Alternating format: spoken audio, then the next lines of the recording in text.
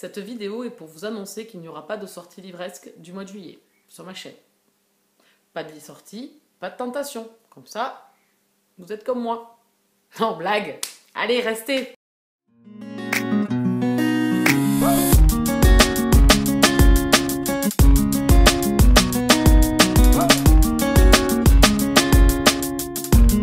Donc c'est la vidéo des sorties livresques du mois de juillet. Je suis en retard sur cette vidéo des sorties livresques, mais j'avais quand même envie de vous la faire. Je savais que quand j'allais me mettre à faire tourner une vidéo, Raymond allait vouloir rentrer à la maison. Donc je vous quitte 2 secondes. C'est bon, le fauve est dans les murs. On reprend. Donc je ne sais plus ce que je disais en plus, ça tombe très bien. Donc même si on est le 15 juillet, que je tourne cette vidéo très en retard, j'ai envie de vous faire craquer aussi, vu que moi j'ai vu pas mal de choses qui sont quand même relativement intéressantes au mois de juillet. Je me suis dit, je vais partager avec les copains quand même, comme ça je me sentirai moins seule. Même si vous avez dû voir déjà plein de vidéos des sorties du mois de juillet, je mets mon petit grain dans la machine pour aussi alimenter la chaîne, faut pas se mentir. Voilà. J'adore des introductions comme ça, c'est vraiment constructif. Hein, les gars. Bon, alors, on va faire comme d'hab, hein. J'ai mon ordi. Et on va passer donc par maison d'édition, comme d'habitude. La première maison d'édition, c'est Milady, comme d'habitude aussi. L'héritage de la Dague Noire, le tome 4, Serment de sang de J.R. War, le 8 juillet. Donc c'est le spin-off de la saga La Confrérie de la Dague Noire. Vous savez, pour les anciens, que j'aime beaucoup cette saga. Que le dernier tome, où j'en suis moi, j'ai lu le 13, m'a pas forcément ravi, mais je vais quand même continuer. Et je crois que je suis pile poil si je veux entamer justement l'héritage de la Dague Noire, donc avec les héritiers et les jeunes de la confrérie, je suis pile poil. Donc je peux aller à droite et aller avec le tome 14 de la confrérie, ou bifurquer et aller avec l'héritage de la Dague Noire. J'ai l'embarras du choix. Bon, mais elle est pas belle la vie. Voilà, donc là on en est déjà au tome 4, donc je sais pas où elle va s'arrêter non plus, surtout que si elle se renouvelle pas, ça risque d'être très long quand même, mais bon. Ensuite, Mercy Thompson, le tome 11, Le souffle du mal de Patricia Briggs, qui sont le 8 aussi. Patricia Briggs avec sa saga Mercy Thompson, c'est de l'urban fantasy où on va suivre une héroïne qui est une coyote, si je me souviens bien. Je suis rendue j'ai lu les 4 premiers tomes, moi, donc il faudrait que je lise le tome 5. Ça fait très très longtemps, ça fait même des années, on va parler comme ça, que j'ai commencé cette saga et que je n'ai pas continué. Pourtant, j'aime beaucoup, j'avais adoré les 4 premiers, vraiment, j'avais été pris dedans. Dans chaque tome, on rencontre de nouvelles créatures. Dans le tome 1 et 2, c'est les métamorphes. Dans le tome 3, c'est les vampires. Dans le tome 4, c'est les faées. Donc voilà, il y a toujours un univers riche avec Patricia Briggs.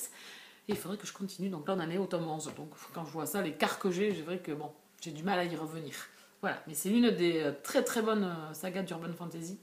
Vraiment très très bonne. On passe chez MXM Bookmark dans la partie MXM. Donc MM, avec Search, le tome 3, Chant de ruines de Charlie Cochet, qui sort le 15, et en même temps sort le tome 4, Grandeur et décadence de Charlie Cochet. Ici on est dans de la romance paranormale MM, avec Dex et Sloan. C'est une saga que j'adore. Je dois lire le tome 6, il faudrait que je me le procure déjà, mais moi j'ai les éditions de chez Dream Spinners Press. Pas facile à dire, surtout à la vitesse de la lumière. Dream Spinner Press. Donc là, ils sont réédités chez MXM Bookmark. Bien évidemment que je vous conseille plus. C'est même plus un conseil, c'est qu'il faut la lire. C'est une saga de romance paranormale qui est géniale. Tous les personnages sont vraiment attachants. On rit, on passe vraiment un bon moment. Il y a une enquête à chaque fois. Vraiment, c'est vraiment bien. Et puis, il y a Dex et Sloan, quoi. Voilà. Donc, mais il n'y a pas que, parce que moi, j'aime Kael, voilà, j'aime H. Enfin voilà, j'ai plein de personnages dans cette série que j'aime beaucoup. Et donc, j'ai le tome 6 à lire. Mais j'ai noté ces deux-là pour vous. C'est pour vous que j'ai fait ça quand même. Les Dragories, le tome 1, drapé dans l'ombre de Ben Alderson, qui sortait le 13. Il est déjà sorti en e-book. Un univers, regarde-moi ce coup, un univers fantastique un petit peu, fantasy, avec des faées, toujours pareil. Donc moi j'ai noté, hein. Il m'en faut pas grand-chose. J'ai pas lu grand-chose là-dessus. J'ai trop envie de le lire. Franchement, je l'ai pas demandé. J'ai peut-être été bête en fait, mais bon. Donc je l'ai noté, hein. Peut-être que j'avais pas le temps, donc je n'ai pas la peine de prendre en service presse, si pour que je me sente piégée parce que j'ai pas le temps et que voilà, je rame, etc. Mais je l'ai noté Parce que je pense qu'en papier, il va finir à la maison celui-là, parce que ça a l'air vraiment bien en fantasy. L'univers a l'air assez sympa. Cette nuit d'été de Harper Fox qui sort le 22. Ici, on est dans un historique avec un fond d'archéologie. On va suivre 2 personnages. Harper Fox, j'ai lu... comment ça s'appelle Tiak Efrain. Les 2 premiers tomes, j'avais lu avec ces 2 enquêteurs. Enfin, un enquêteur et un médium. Enfin, pas médium, mais enfin, il a des... Oui, médium. Donc, j'ai noté son nouveau roman et la couverture est magnifique. Donc, bon. Celui-là, je pense aussi craquer. Parce qu'il me tente pas quand même beaucoup, beaucoup. C'est tout ce que je peux vous en dire. Hein. Je prends que quelques mots, moi, pour pas trop en savoir. Parce que j'aime pas trop lire les 4e. Vraiment, c'est au titre, à l'auteur, à la couverture. Voilà. Et je lis un peu en diagonale les 4e.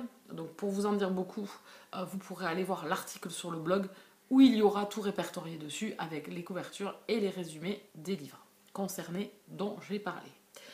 La mer à boire de Valentine Stergan, le 27 juillet. Alors là, c'est plus un feel-good MM où un jeune homme offre une croisière à sa mère, mais elle ne veut pas y aller si lui ne vient pas. Donc les voilà embarqués, les 2 en croisière, et il va faire la connaissance d'un jeune serveur pour qui il va avoir une attirance. Et en 15 jours, la relation va évoluer entre eux. L'un est extraverti et l'autre est introverti. Donc... voilà, feel good, parfait pour l'été, une croisière. Voilà, comme je pars pas en vacances, mais ça me donnera l'occasion de pouvoir partir peut-être. En tout cas, je l'ai noté. Je ne sais pas si j'aurai le temps de le lire ou si je vais sauter le pas. Mais en tout cas, je l'ai noté parce que l'été dure jusqu'au 21 ou au 20 septembre. Donc, qui sait? Ensuite, chez Rainbow, Tigre et Démon, le tome 2, Tigre à la une de Sean Kennedy qui sort le 8. Donc là, c'est la suite de 2 personnages qui jouent, enfin, dont l'un joue au football américain. Il est très prisé et l'autre, en fait, est un peu dans l'ombre. L'un est dans le placard et l'autre voudrait que leur relation évolue. Donc on est dans la même veine, enfin, avec les mêmes personnages que le tome 1, qui est sorti le mois dernier. Et je l'ai noté parce que ça me donne bien envie, football américain. Bon, on va pas se mentir, pas mal. Donc voilà. Ensuite, Sous la même étoile de T.J. Klune, qui sort le 15. Ici, on est dans de la science, un peu science-fiction MM, fantastique MM, avec 2 hommes qui rencontrent une petite fille, pas comme les autres. Voilà, c'est tout ce que j'en sais. Et voilà, il va y avoir une romance entre les 2 hommes, mais surtout avec une petite fille au milieu, donc un peu le schéma familial ou construction de famille. J'aime bien ce type-là. Et un peu fantastique, pourquoi pas. Ça peut être pas mal. Ensuite, Weborn et Griffon, le tome 6, Engelure de Jordan L. Hawke, qui sort le 22. Je vous mets la couverture. Donc, Weborn et Griffon, j'ai lu le tome 1 et le tome 1,5. J'aime beaucoup. J'adore la relation entre ces 2 personnages, les enquêtes. Il y a du paranormal dedans. L'un travaille dans un musée archéologique, dans un musée. Et l'autre est un ancien enquêteur. Et ils vont faire alliance tous les 2. Et en plus, il va y avoir une relation entre ces 2 personnages. J'avais adoré le tome 1, vraiment. C'est de l'historique en plus. Donc, c'est trop bien. Donc, historique fantastique. À noter. J'adore. La Cité des Péchés, le tome 2, Un vice contre nature, de Kaji Charles, qui sort le 22. C'est de l'historique aussi. Mais là, historique, juste historique. Kaji Charles, j'adore. J'adore cet auteur. J'ai lu pas mal de ses romans. Et je me suis noté celui-ci. J'ai pas encore tenté le tome 1, mais je le note quand même tôt ou tard. Je pense que voilà, j'irai. Je vais finir déjà ce que j'ai commencé déjà avec cet auteur et que je n'ai pas terminé, avant de peut-être plonger dans cette nouvelle série historique. L'Arc-en-Ciel, le tome 2, en lieu sûr, de Jay Northcott, alors, qui sort le 22 aussi. Jay Northcott, j'ai noté pas mal de ses romans qui me font envie. J'ai envie de tenter cet auteur qui est quand même un auteur connu dans l'univers MM. Et j'avais noté le tome 1 dans les sorties précédentes, bien évidemment, puisque le tome 1 est sorti avant le tome 2. Ça, c'était l'exclu du jour. Les gars, franchement, c'était l'exclu. Hein, je suis sympa quand même avec vous. Donc, je l'ai noté, je sais pas de quoi ça parle. En fait, j'ai même pas regardé celui-là. C'est juste parce que j'ai noté l'auteur. Et voilà. Et que c'est chez Rainbow MXM, donc bon, voilà. Ensuite, Les Hommes de Cardiff, le tome 1, Mallory de Violette Banks, qui sort le 8. Ici, c'est un jeune homme qui cherche un faux petit ami pour sa famille. Voilà, donc ça c'est fait, check. Et ensuite, je pense que ça va aller de péripétie en péripétie, mais qu'en même temps, la relation peut-être entre ces deux personnages va justement évoluer. Donc j'aime beaucoup voilà, la démarche de base, le résumé, les quelques lignes que j'ai pu glaner. Ça me tente trop. La couverture, moyen, mais le résumé me tentait bien. Enfin voilà, les peu que j'en ai glané me tentent bien. Ensuite, alors là, on va passer chez Juno. Je n'ai rien noté chez Juno. Je n'ai même pas regardé les quatrièmes de couverture. Comme je vous dis, vous aurez tout en barre d'infos dans l'article du blog. Héros, le tome 1, le héros de Charlie. Et je sais pas comment vous faites pour rester en fait. Je pense que beaucoup de monde seront partis parce que là, franchement, je m'énerve moi-même. Héros, le tome 1, le héros de Charlie, de Nick Starr. Ici, on est avec des ambulanciers, je crois, ou pompiers, ou enfin dans l'univers hospitalier. Alors, Les Protecteurs, le tome 4, délaissé de Sloane Kennedy. Les Protecteurs. Je pense que si vous allez chez la Queen Nina, vous en avez entendu parler. C'est une saga que je n'ai pas commencé, Les Protecteurs, mais que j'ai très très envie de commencer. Ce n'est pas chose faite encore, mais j'ai noté quand même les sorties. Je ne sais pas de quoi ça parle non plus, hein, voilà. Donc je sais que le premier c'est Absolution. Je sais qu'Aurore en avait pas mal parlé aussi. Sloane Kennedy, j'ai envie de découvrir cet auteur, donc je me suis noté cette sortie. Ensuite, Junkie de Cambria Ebert. Là, je ne me rappelle plus la date de sortie non plus. Junkie, voilà, c'est tout ce que je fais. Enfin, je sais plus là, je sais plus de quoi ça parle.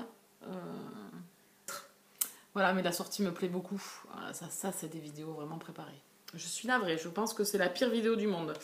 Un jour ou l'autre des mascottes, qui sort le 30. Alors les mascottes, j'ai lu Rush, j'avais bien aimé, c'était sympa. J'avais trouvé beaucoup de similitudes avec Aventure de Jojo Moyes. Ça ne lui arrivait pas à la cheville, mais c'était sympa quand même. J'avais passé un bon moment de lecture. Et donc j'ai noté cette nouvelle sortie qui est en MM cette fois-ci. Des mascottes.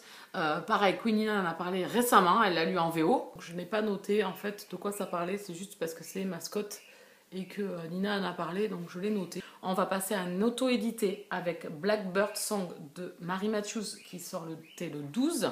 Ici on est avec c'est du MM aussi, on est avec un musicien et un biker. J'ai lu ce roman et je l'ai trouvé vraiment très très sympa. J'ai passé un très bon moment de lecture avec ces deux personnages qui se découvre et qui se fuit en même temps, et j'ai vraiment adoré, je vous le conseille fortement. La Cité des Crânes de Mayday MC, qui sortait le 2. Ici pareil, on est avec de l'archéologie, un amour de jeunesse qui se retrouve des années plus tard. Donc voilà, rien que ça me tentait bien. C'est une auteure que j'ai vu passer plusieurs fois et je n'ai pas tenté, mais là j'ai noté son roman et ça a l'air pas mal du tout, hein. Donc bon, je vous en fais profiter à vous aussi. Et la couverture me plaît beaucoup. L'Égypte, enfin, l'archéologie, tout ça, ça me plaît beaucoup. Donc je pense que celui-là, je craquerai pas de suite peut-être, mais je pense que je le lirai tôt ou tard. Si j'oublie pas et que d'autres choses encore sortent derrière et que du coup ce soit engouffré sous ma wishlist. Undisclosed Desire, tome 2 de Maud Cordier, qui sort le 18. Alors je me suis noté le tome 1 à acheter. Cécilia l'a lu et a adoré et me l'a fortement conseillé. Je l'avais déjà vu passer de par sa couverture parce qu'elle a une couverture magnifique avec une espèce de cage à oiseaux magnifique. Et là c'est le tome 2 qui sort. Donc là peut-être que je pourrais craquer. Comme ça derrière j'aurai également le tome 2 à lire. Voilà. Donc je l'ai noté. J'ai pas encore craqué mais je pense qu'à la rentrée, pourquoi pas, va falloir bien passer l'automne et l'hiver. Donc écoutez. Je l'ai noté. Je ne sais pas de quoi ça parle. Je veux me garder la totale découverte. Donc, vous aurez le résumé sur l'article. Toujours pareil. Je me répète, je sais. Mais j'ai pas envie de savoir. Voilà. Donc, bon. Moi, je l'ai noté pour moi. Donc, peut-être que vous, ça vous intéresse aussi. C'est du MM. Hein. Voilà. Donc, ici, on est ici maintenant. Le livre de poche. Avec le corps qu'elle a, à 3 petits points, de Christine Orban, qui sort le 8. C'est l'histoire d'une jeune femme qui a écrit son premier roman, à qui la vie va sourire puisque bon, elle va réussir en tant que femme et en fait elle est détruite par le simple fait d'être reléguée au rang d'objet, de corps dû à son physique et par son propre beau-père qui l'humilie et qui lui répond qu'avec le corps qu'elle a, elle ne peut qu'y arriver. Voilà, donc c'est son corps qui fait qu'elle va réussir et non son intelligence ou le fait qu'elle puisse réussir de soi-même parce qu'elle va se donner des possibilités qu'elle va travailler pour. Non, Voilà. Donc ce roman me tente beaucoup. Petit point d'orgue sur le féminisme, bien évidemment. La femme, le corps de la femme aujourd'hui, et voilà, surtout le rang de la femme. Je ne sais pas à quelle époque ça se situe, si c'est vraiment de nos jours ou avant. Voilà, donc c'est vraiment un roman qui est sorti chez Albert Michel, si je me souviens bien, et là qui sort donc chez le Livre de Poche. Donc à ce prix-là, ça me tente bien. Peut-être que je le commanderai chez ma libraire. Peut-être. Chez Pocket, Fleuve lointain de Barbara Wood, qui sortait le 16. Barbara Wood, on en entend beaucoup parler. J'ai jamais tenté cet auteur, mais là je suis bien tentée. Alors on va être avec deux familles qui se détestent, qui ont des vignobles, et il y a une vengeance, des secrets de famille. Donc vraiment une épopée familiale où on va démarrer en 1912 je crois, et voilà, et ça va être une fresque familiale, haine de famille, voilà, il y a un corps qui est retrouvé à un moment donné, voilà, donc ça me tentait bien. Pareil, ils sont en poche, donc pourquoi pas.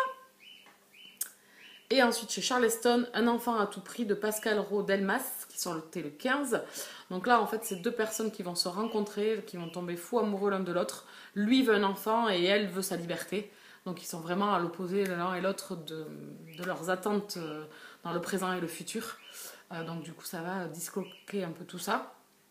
Et voilà, donc on va parler d'avoir un enfant, voilà, les envies de chacun. Et donc le sujet me tente beaucoup.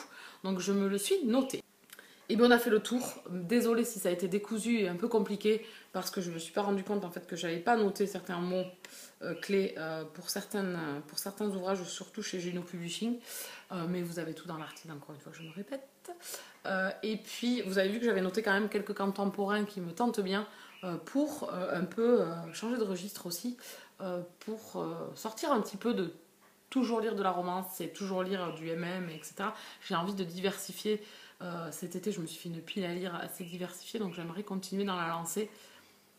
Donc j'ai noté ces quelques-uns qui sont sortis en poche en plus, donc en poche c'est plus attractif. Voilà, donc je vous avais peut-être donné envie sur certains romans. N'hésitez pas à venir discuter avec moi si certains vous les avez déjà lus, puisque le mois il est entamé, donc vous avez peut-être déjà commencé à lire certains de ces livres pour lesquels vous aurez craqué. Moi en attendant, je vous laisse là, je vais aller craquer. Non, je rigole. Non. Normalement, je devrais à peu près bien me tenir en juillet et en août, parce que c'est pas là forcément où je lis beaucoup, donc du coup je fais moins de craquage. En théorie, hein, toujours pareil, hein, on verra en août quand je vous ferai le book haul de juillet, on verra. J'espère qu'il ne ressemblera pas au book haul de juin, ça c'est sûr, parce que vraiment je vais avoir des sueurs froides sinon bientôt. Voilà, donc je vous laisse là, n'hésitez pas à vous abonner sur la chaîne et à cliquer sur la cloche pour être prévenu de mes parutions, toujours la même chose, petit pouce, mettez un petit pouce s'il vous plaît. Si vous vous abonnez aussi, hein, restez avec moi. Et petit commentaire si vous avez envie de venir discuter, même si je mets un peu de temps à vous répondre, je lis tous vos commentaires. Je vous laisse là, je m'en vais lire ou faire autre chose, je sais pas trop. Je vous souhaite une bonne fin de journée et je vous dis à très bientôt pour d'autres prochaines vidéos. Bisous Kala!